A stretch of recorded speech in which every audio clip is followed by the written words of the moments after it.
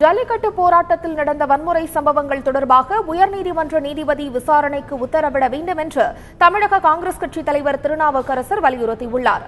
ஜல்லிக்கட்டு போராட்டத்தில் நடந்த வன்முறை சம்பவத்தை கண்டித்தும் பழைய 500 மற்றும் 1000 ரூபாய் நோட்டுகள் செல்லாது என்று மத்திய அரசு அறிவித்ததற்கும் எதிர்ப்பு தெரிவித்து தமிழக காங்கிரஸ் கட்சியின் தலைவர் திருநாவுக்கரசர் தலைமையில் சென்னையில் நடைபெற்ற ஆர்ப்பாட்டத்தில் ஏராளமானோர் கலந்து கொண்டனர். பின்னர் செய்தியாளர்களிடம் பேசிய திருநாவுக்கரசர் ஜல்லிக்கட்டு போராட்டத்தில் நடந்த வன்முறை சம்பவம் குறித்து உயர்நீதிமன்ற நீதிபதி விசாரணைக்கு உத்தரவிட வேண்டும் என்று கேட்டுக் கொண்டார்.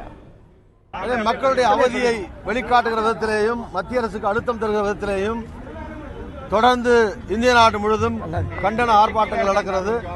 இன்றைக்கு ரிசர்வ் வங்கி மோடியோடு துணை போய் அவசர கோலத்திலே இந்த பணமதிப்பு இழப்பு இதற்கு காரணமாக இருந்த காரணத்திற்காக ரிசர்வ் வங்கியை கண்டித்து இந்த ஆர்ப்பாட்டம் 31ஆம் தேதி.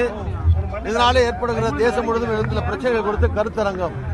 அதற்கு பிறகு அடுத்த மாதம் பிப்ரவரி முழுவதும் 214 தொகுதிகளிலேயும் கண்டன பொதுக்கூட்டங்கள் நடத்த இருக்கிறோம்.